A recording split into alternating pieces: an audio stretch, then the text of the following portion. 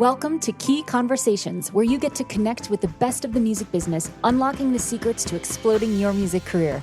Presented by In the Key of Success. I'm your host, Cheryl B. Engelhardt. Hi. Before I dive into the Key Conversations podcast, I want to just connect for a second. The story behind why I started this podcast is really important to me, and I'd love to share it with you. So, first off, I've been playing the piano practically all my life. I always had viewed music as a hobby. I loved singing in high school and was definitely your typical college a cappella dork.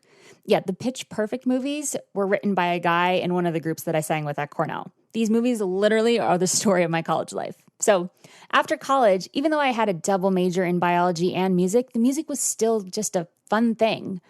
I ended up getting a job doing scuba diving research for the United States Geological Survey, and within 6 months, I really missed music. I left my job there to join a friend who was developing some videos for a website in Italy, and I helped shoot the videos and create the soundtracks. After that, there was no turning back. I ended up in the advertising industry, first as a tech at a jingle house, and then turning into a composer. I left there 3 years later to make records and tour the world with my band, which I started after working at the studio thinking, hey, I could record some music here for free. Maybe I should put a band together. One thing kept leading to another, and boom, I'm a full-on indie musician. In between, there was some personal training, teaching piano lessons, and other odd jobs to help make ends meet in between tours and records.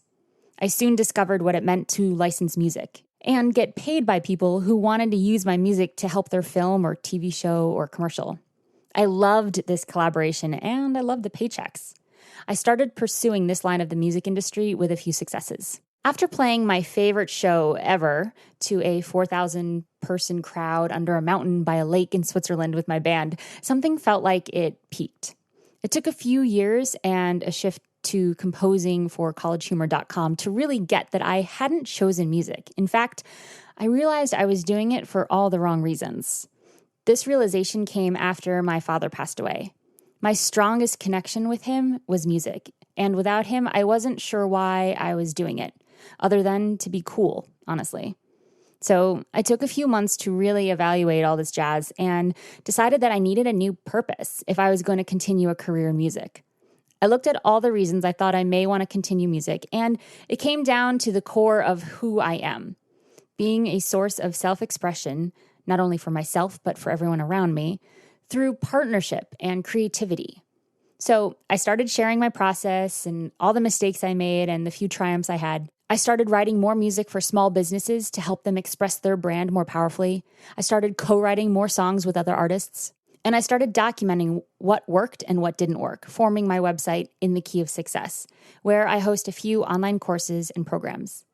The most recent course that I created is MX4, the Marketing and Branding Money-Making Mentorship Mastermind. I created this course because it is something that I desperately wish I had when I started touring and recording. In this 6-week online course, participants, no matter what corner of the music business they're in and where they are in their career, tackle finding their purpose, their demographic, their big goals, and their natural workflow to get real results and become unrecognizable to themselves in their careers in 6 weeks. These course participants get to interview a music business expert once a week.